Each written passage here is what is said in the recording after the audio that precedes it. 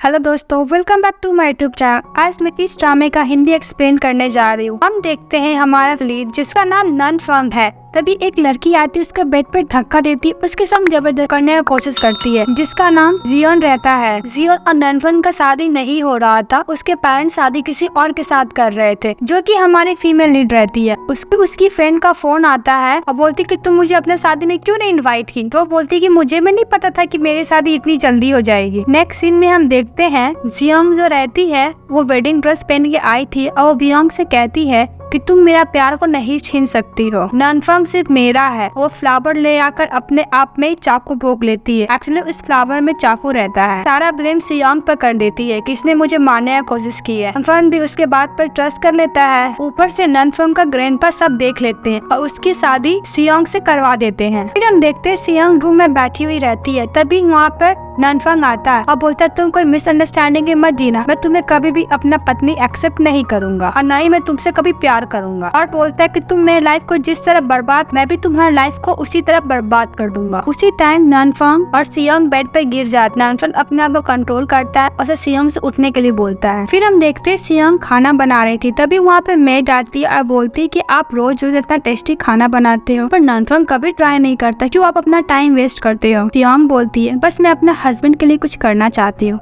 तभी उसके पास मैसेज आता है। मैसेज में लिखा रहता है कि आज तुम्हारा हस्बैंड मेरे साथ रहेगा, उसका तुम वेट मत करना। फिर नेक्स्ट सीन में हम देखते हैं जियोंग अपनी फ्रेंड के साथ डिनर कर रही थी और उसकी फ्रेंड बोलती कि तुम्हारा तबीयत ठीक नहीं, क्या तुम प्रेग्नेंट हो। तो जियोंग बोलती कि उसने मुझे टच नहीं किया, मैं प्रेग्नेंट कैसे हो सकती हूँ। तभी जियोंग को मेड कॉल करती है, बोलती कि आपकी लॉज घर पे आई हुई है, आप जल्दी आ जाइए। तब जियोंग घर जाकर देखती है कि उसकी मदर इन लॉ और ननफंग की सिस्टर आई थी, पर ननफंग की सिस्टर उसको बिल्कुल भी जियोंग को पसंद नहीं करती थी और ये भी कहती कि पता नहीं ग्रैंडफादर देखकर क्या तुम दोनों का शादी करा दी है, और उसको मारने लगती है। अब उन लोगों के बीच जाते है उसकी माँ, तो उसकी माँ को खुद गिर जाती है, जो चोट लग जाता है। और एज सब ड्रामे में होता है, सब कुछ होने के बाद हमारा हीरो का एंट्री होता है। उसको गलत फैमिली हो जाता है कि जियोंग ने ये सब किया है। वो उसको समझाने की कोशिश करती है पर वो नहीं समझता है और उसको बहुत कुछ सुनाता है। जियोंग वहाँ से रोते हुए निकल जाती है और फ्लैशबैक में हमें दिखाया जाता है कि जब वो फर्स्ट टाइम ननफंग को देखी थी तो उसको first time he love at first sight हो गया था। और भी याद आता है कि ननफंग ने उसे किस तरह गुंडों से बचाया था। मन में यह सोचती है कि जब से उसका शादी हुआ उसका लाइफ पूरा बर्बाद हो गया है, कोई ना कोई परेशानी आ ही जा रहा है। ये सोच सोच के बैठ के रो रही थी। फिर वहाँ पे एक लड़का आता है, पूछता है जियोंग तुम ठीक हो। तो जियोंग को लगता है शायद वो ननफंग है, पर जब वो देखती है तो कोई और रहता है और उसका नाम माइक है, जो कि सेकेंड मेन लीड है, जो जियोंग को बहुत ज्यादा लाइक करता है। पर जियोंग का शादी उसके साथ नहीं हुआ क्योंकि जियोंग को तो ननफंग पसंद था। जब माइकल उसको घर छोड़ रहा था तो उसका तबीयत बिगड़ने लगती तो उसको पकड़ लेता है और ननफंग खड़ा होकर वो देख लेता है। जब जियोंग घर आती है, ननफंग सोफा सीट पे बैठा था, तो जियोंग बोलती है कि ननफंग तुमने लाइट क्यों नहीं ऑन की, ऐसे क्यों बैठे हो। तो ननफंग बोलता है कि तुम अपना बॉयफ्रेंड के साथ आई हो ना, तुम लोग के बीच में कुछ न कुछ तो चल रहा है। जियोंग को भी सब सुनकर गुस्सा आ जाता है, बोलता है नहीं तुम गलत सोच रहे हो। उसको मारने जाती है। ननफंग उसका हाथ पकड़ लेता है तो वो वहीं पर भी होश हो जाती है। फिर ननफंग उसको बेड पर सुलाता और चेक करता है तो उसको बहुत ज्यादा फीवर था। सपने में जियोंग बोल रही थी कि ननफंग मैंने कुछ नहीं किया, मैं इनोसेंट हूँ। ननफंग को बहुत बुरा फील हो रहा था। तभी उसकी मॉम को कॉल आता है और वो बोलती है कि तुम्हें जिया मिलना चाहती है। दूसरी तरफ हम देखते हैं ननफंग की मॉम जियोंग के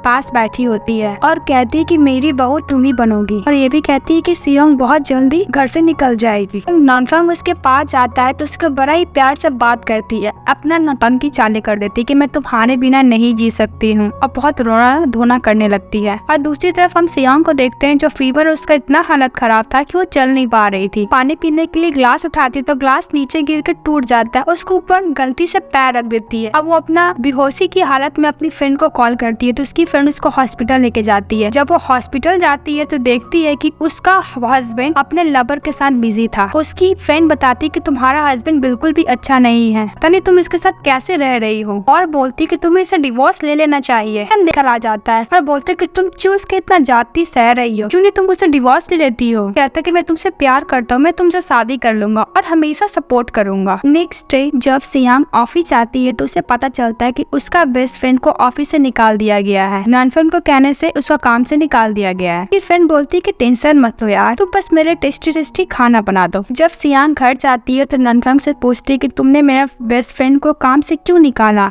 तो ननफंग बोलता है कि तुम्हारा फ्रेंड बहुत ज्यादा बोल रही थी जो मेरे को बिल्कुल पसंद नहीं है। सियांग बोलती जब तुम्हें सच का पता चलेगा तुम बहुत ज्यादा रिग्रेट करोगे। तो ज्यादा ही क्लोज जाने लगता है, तभी वहाँ पर ग्रैंडपा आ जाते और बोलते तुम जो कर रहे हो ना मुझे सब पता चल रहा है, तुम अपना कंपनी का सारा शेयर तुम कंपनी में नाम कर दिए हो ना, तुम सारा कुछ कैसे दोगे। कि दादाजी बोलते कि तुम प्यार में अंधे हो गए हो, तुम्हारे पास वाइफ है, अपनी वाइफ का ध्यान रखो। जब ग्रैंडपा नानफंग को पनिशमेंट दे रहे थे तभी उसके बीच में सियांग आ जाती है, उसको बचा लेती है। सियांग ग्रैंडपा से बोलता है कि प्लीज इन्हें माफ कर दीजिए। ग्रैंडपा नानफंग से बोलता है कि तुम अपनी वाइफ को रिस्पेक्ट करो, देखो तुमको कैसे बचा रही है, और बोलकर वहाँ से चले जाते हैं। फिर हम देखते हैं सियांग नानफंग के लिए मेडिसिन लेकर आई थी।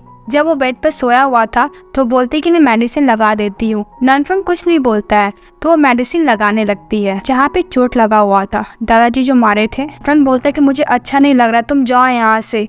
जब वो जाती रहती है तो नानफंग बोलता है कि तुम्हें भी तो चोट लगा है, तुम भी ये मेडिसिन जहाँ पे चोट लगा है वहाँ पे लगा लेना। फिर नेक्स्ट सीन में हम देखते हैं नानफंग बार में बैठा था, वो बहुत ज्यादा ड्रिंक कर रहा था, अब बार बार सियांग के बारे में ही सोचे जा रहा था। तभी वहाँ पे जियांग आ जाती है, बोलती है क्यों नहीं हम लोग साथ में टाइम स्पेंड करते हैं, और उसको साथ में रात गुजारने को भी बोलती है। पर नानफंग उसे हटा कर वो घर आ जाता है और सियांग डिनर पर उसका वेट कर रही होती है। सियांग नानफंग के पास जाती है और पूछती है कि तुम इतने ज्यादा ड्रिंक क्यों किए हो। नानफंग सियांग को ऊपर गिर जाता, उसको किस करने लगता है, फिर अचानक अपना हाथ मुंह पे रख लेता है, फिर रूम में चले जाता है। फिर वहाँ पे सियांग आ जाती एक केक लेकर और बोलती कि आज तुम्हारा बर्थडे था ना। वो विश मांगता है और केक को कट भी करता है और सियांग उसे अपने हाथों से उसको केक खिलाती है। पूछती कि केक कैसा है, तो बोलता है कि तुम्हें ट्राई करना, उसको किस कर लेता है और पूछता है कि अब बताओ टेस्ट कैसा है। और फिर नानफंग बोलता है मैं अपने आप को कंट्रोल नहीं कर सकता, फिर उसको किस करता है और साथ में नाइट स्पेंड भी करते हैं। और नेक्स्ट डे जब उठती है तो सियांग बोलते कि मैं आज आपकी एक्चुअली रियल वाइफ हो गई। नानफंग बस जियांग का नाम लिए जा रहा था, यह सुनकर सियांग बहुत ज्यादा गुस्सा करती है और वहाँ से चली जाती है। फिर हमें पता चलता है कि नानफंग बोल रहा था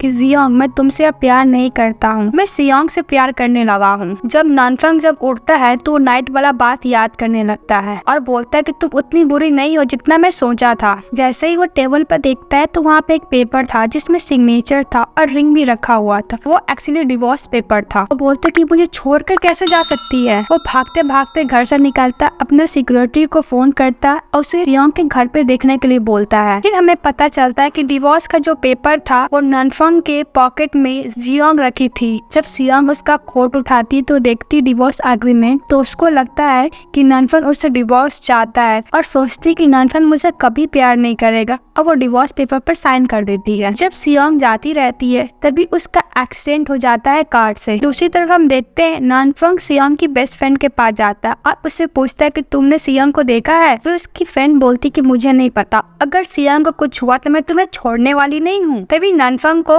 उसकी माँ का कॉल आता है, तभी उसे पता चलता है कि दादाजी का तबीयत खराब हो गया। वो जल्दी जल्दी हॉस्पिटल जाता है, उसकी सिस्टर उसकी माँ भी वही रहती है। फिर जब वो अपना ग्रैंडपा के पास जाता है तो उसके ग्रैंडपा उसको बताते हैं कि जब मैं सियांग के पास गया था तो सियांग बोली थी कि वो तुमसे शादी नहीं करना चाहती है क्योंकि तुम मुझसे शादी नहीं करना चाहते थे, और कहती है कि तुम जियांग से प्यार करते थे ना, तो वो चाहती थी कि तुम जियांग से शादी करो। नानफंग का ग्रैंडपा बोलते हैं कि सियांग मुझे पता है तुमसे अच्छी लड़की मेरे पोते को कहीं मिल ही नहीं सकती है। अपना लाइफ में बहुत कुछ सहा है, उसे एक ऐसा लड़की चाहिए जो हर चीज में उसको सपोर्ट करे, उससे प्यार करे बिना स्वार्थ के, क्योंकि तुम हो। ग्रैंडपा ये सब नानफंग को बता रहे थे, मेरा ये तुम्हारे लिए तोहफा, इसको संभाल कर रखना, अगर तुम खो दिए तो जिंदगी भर पछताओगे। जब ग्रैंडफादर देखने के लिए तभी वहाँ पे नानफंग आ जाता है और पूछता है तुम उस दिन गायब हो गई थी, आज अचानक से आ गई हो, ठीक है तुम। तो सियांग बोलती है तुमसे कोई मतलब नहीं होना चाहिए, और वो यह भी बताती कि मेरे लाइफ का सबसे बुरा डिसीजन यही था कि मैं तुमसे शादी करने का ली थी। तो ये भी कहती कि मैं तुम्हारे साथ 6 महीना तक सफर की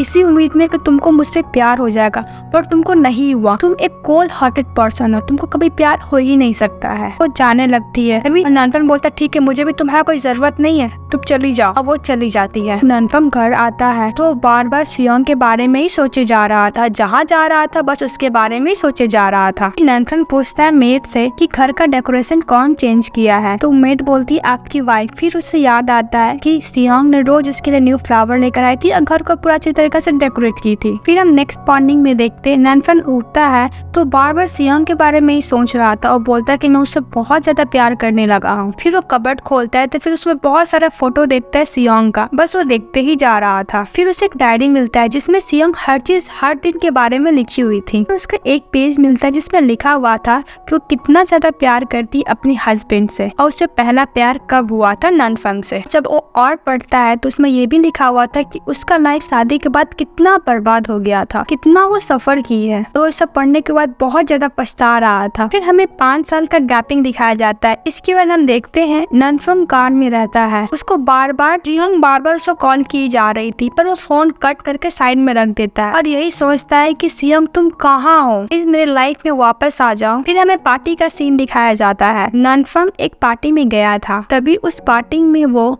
सियोंग को देखता है। ननफंग उसके पास जाता है। जब वो ननफंग देखता है तो उसके पास जाता है, उसको खींच कर लेके जाता है, पूछता है तुम कहाँ चली गई थी, 5 साल तक तुम मुझे नहीं मिली, न कोई कॉल किया न कोई मैसेज, और बोलती कि इससे तुम्हें कोई मतलब नहीं है, अब तुम प्लीज मेरे लाइफ से दूर रहो। वो जाने लगती है पर ननफंग उसे रोक लेता है। वो गिरने लगती है तो ननफंग उसको संभाल लेता है। इसके चक्कर में लोग बहुत ज्यादा क्लोज हो जाते हैं। वो जो नाइट स्पेंड की थी वो वाला बात उनको याद आने लगता है दोनों को। जब वो पीछे हटती तभी वहाँ पर माइकल आ जाता है। माइकल पूछता तुम ठीक तो हो ना, क्या हुआ? तभी सियांग बोलती कि बस ये मुझे परेशान कर रहा था। ननफंग बोलता मार्शल ये मेरी वाइफ है। तो मार्शल बोलता है ये तुम्हारी एक्स वाइफ है। फिर उसको कंधे पर वो हाथ रखता है जिसको ननफंग देखकर बहुत ज्यादा जेलस फील करता है और उसके पंच भी मारता है। तभी सियांग को गुस्सा आ जाता है और ननफंग को जोर से चाटा लगा देती है। बोलती कि प्लीज तुम मेरी लाइफ से दूर रहो। जब ननफंग ऑफिस में काम कर रहा था तभी एक सिक्योरिटी आके बताता है कि बाहर जियोंग आई हुई है आपसे मिलने के लिए। तो ननफंग बोलता है कि मैं उससे भी नहीं मिलना चाहता हूँ। सिक्योरिटी बाहर जाके जियोंग को बोलता है कि बॉस आपसे नहीं मिलना चाहते हैं, बॉस अभी बहुत ज्यादा बिजी है। फिर जियोंग सिक्योरिटी से पूछता है क्या तुम्हारे बॉस सियोंग से मिले हैं? तो उसका सिक्योरिटी बोलता है मुझे नहीं पता और वो वहाँ से चले जाता है। और वो ये भी सोचती है अगर वो सियोंग से मिला, सब सच्चाई उसको पता चल जाएगा तो मैं क्या करूंगी। फिर हम देखते हैं सियोंग बॉक्स लेकर कहीं जा रही थी, तभी जियोंग आती उसे जानबूझकर धक्का देकर सारा सामान नीचे गिरा देती है। सियोंग सारा सामान उठा रही होती है, तभी वहाँ पर ननफंग की सिस्टर आ जाती है।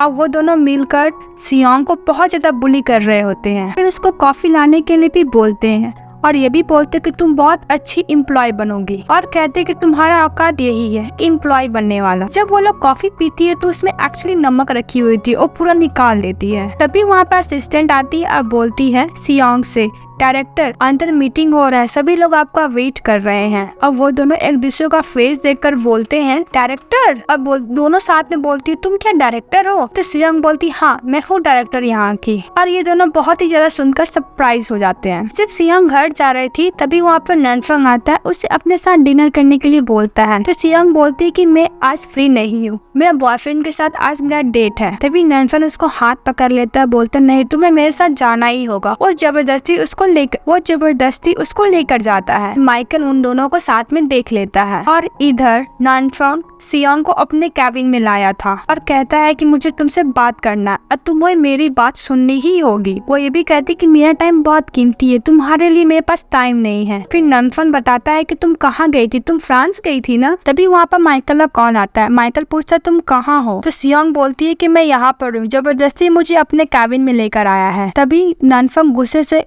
सियोंग के हाथ से फोन छीन लेता है और माइकल को बोलता है या कोई डेट पर तुम्हारे साथ नहीं जाने वाली है, ये मेरे साथ टाइम स्पेंड करेंगी, और फोन कट कर देता है। तभी सियोंग मुंह से मोबाइल लेने की कोशिश करती है। इसी चक्कर में वो एक दूसरे को ज्यादा ही क्लोज आ जाते हैं। तभी वहाँ पे जियोंग अंदर आ जाती है और उन दोनों का ऐसा साथ में देखकर बहुत ज्यादा गुस्सा करने लगती है। बोलती है ननफंग ये क्या कर रहे हो तुम? सियोंग स्माइल पास करते हुए बाहर चली जाती है। फिर जियोंग ननफंग से बोलता है कि तुम्हें 5 साल से बोली जा रही है कि मुझसे शादी कर ले, तुम्हारी मॉम भी यही बोल रही है, हर बात मना क्यों कर देते हो? मैं ये सुन सुनकर पक चुकी हूँ। ननफंग मुझको समझाता है कि मैं अब तुमसे प्यार नहीं करता हूँ, मैं बस सियोंग से प्यार करता हूँ। और दूसरी तरफ हम देखते हैं ननफंग की माँ सियोंग को बुलाई हुई थी रेस्टोरेंट में हमें फ्लैशबैक में दिखाया जाता है कि जियांग पहले से ननफंग की माँ से बोल रही थी कि मैं 20 साल से उसके साथ हूँ पर मुझे शादी ही नहीं करता है। फिर हमें प्रेजेंट पे दिखाया जाता है ननफंग की माँ जियांग से बोलती है इसके लाइफ से जाने के लिए। जियांग बोलती कि मैं इतनी भी सस्ती नहीं हूँ, क्या आप मुझे सारी प्रॉपर्टी दे सकती हैं? अभी वो बोलते कि तुम्हारा दिमाग तो खराब नहीं है। फिर ननफंग की माँ गुस्सा हो जाती है, उसे थप्पड़ मारने जा ही रही थी, तभी वहाँ पर ननफंग आ जाता है और उसे बचा लेता है और अपनी माँ से ये भी बोलते हैं माँ मैं आपको कितने बार बोलूं मेरे लाइफ में इंटरफेयर प्लीज मत कीजिए। फिर हम देखते हैं जियांग अपनी फ्रेंड को देखती है। एक्चुअली उसकी फ्रेंड ही ननफंग को लेकर आई थी। उसकी फ्रेंड पूछती है कि ननफंग की माँ तुम्हें कुछ बोली क्या? तो जियांग बोलती नहीं, तो सही टाइम पर आ गई। वो अपनी मॉम से मिलकर ये बोलता है कि मैं शादी करूंगा तो सिर्फ जियांग से करूंगा।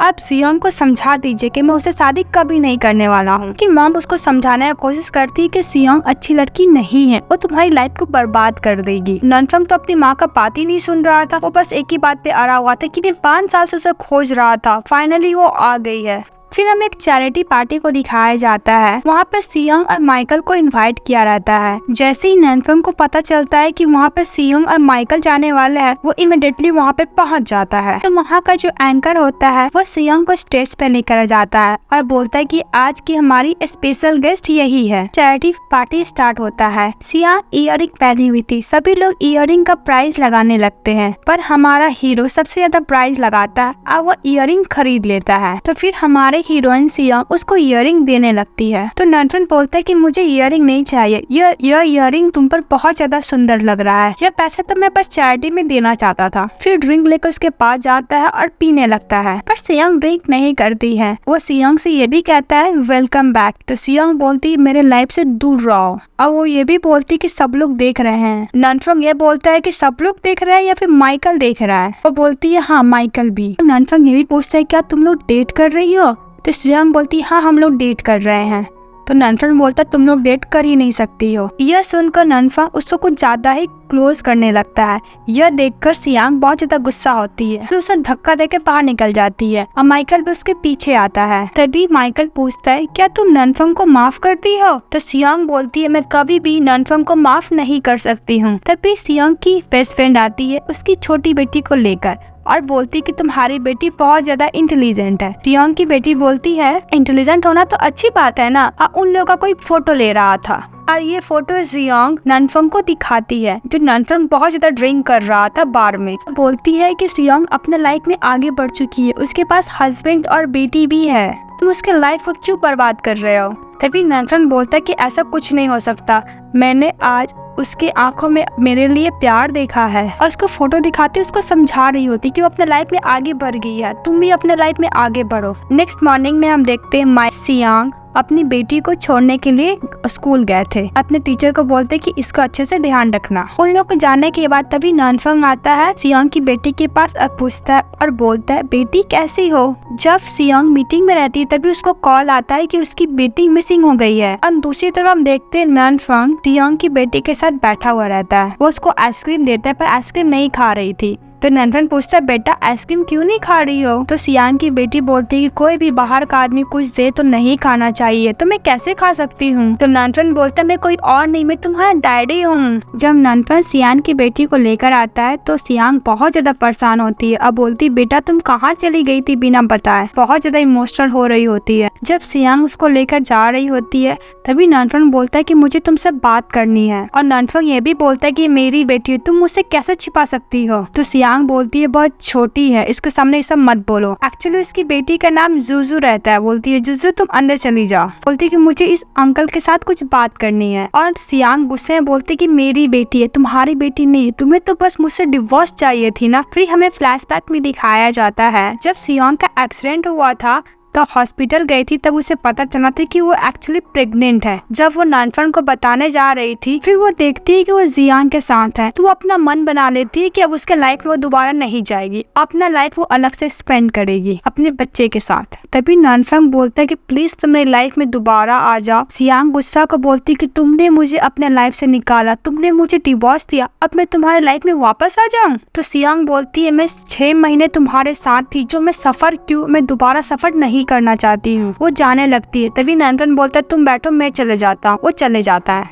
ननफंग सियांग को और जोजो को बहुत ज्यादा चेस करता है, उसको मनाने का पूरा कोशिश करता है। जब सियांग उसको छोड़ने जा रहा, जब सियांग उसको स्कूल लेके जा रही थी, तभी वहाँ पर ननफंग आता, बोलता है मैं छोड़ दूंगा वरना तुम्हारा लेट हो जाएगा। फिर वो अपनी बेटी को कैबिन में लेकर जाता है जहाँ पे जिया आती है। फिर हम देखते हैं सियांग एक क्लाइंट से मिलने गया था जहाँ पे वो मिस ट्रीट कर रहा था सियांग के साथ। फिर वो क्लाइंट सियांग का ड्रिंक में कुछ मिला देता है। जब सियांग वॉशरूम गई होती है तब सियांग ऑफिस में आई होती और सोचती है क्या ननफंग अपनी बेटी की वजह से क्या मुझे वो छोड़ देगा, क्या मुझे एक्सेप्ट नहीं करेगा। फिर वो जोजो के पास जाता है और बोलता है देखो मैं तुम्हारे लिए डॉल लेकर आई हूँ। वो जोजो बोलती थैंक यू आंटी। वो बोलती है मॉम ने कहा है कि स्ट्रेंजर से कोई सामान नहीं लेते हैं, इसलिए मैं आपसे नहीं ले सकती हूँ। सियांग बोलती है बेटा मैं स्ट्रेंजर नहीं हूँ, मैं होने वाली की स्टेप मॉम हूँ। आपके डैड मेरे से शादी करने वाले हैं बहुत जल्द। जोजो गुस्सा होकर उसको पिचकारी मारने लगती है और बोलती है मेरे डैड है, मेरी मॉम के साथ शादी करेंगे, तुम्हारे साथ नहीं। तभी वहाँ पे ननफंग आ जाता है आवाज सुनकर। तभी जोजो बोलती कि मुझे स्टेप मॉम नहीं चाहिए, मेरे पास मेरी मम्मी है। तभी ननफंग बोलता है कि हाँ कोई स्टेप मॉम नहीं आने वाली है, हम और तुम और तुम्हारी मम्मी तीनों साथ में रहेंगे और मैं किसी से शादी नहीं करने वाला हूँ बेटा। तो जियांग बोलती तुम ये क्या कह रहे हो, तुम मुझसे शादी नहीं करोगे। ननफंग बोलते कि मैं तुम्हें कितनी बार बताऊँ कि मैं तुमसे शादी नहीं करना चाहता हूँ। फिर वो गार्ड को बुलवा कर उसको बाहर निकलवा देता। और इधर जियांग अपना नौटंकी चालू कर देती, बोलती मैं बेहोश हो रही हूँ। तो ननफंग बोलते कि इसको हॉस्पिटल लेके जाओ। तो तुरंत वो ठीक हो जाती है और खुद बाहर चली जाती है। तभी जोजो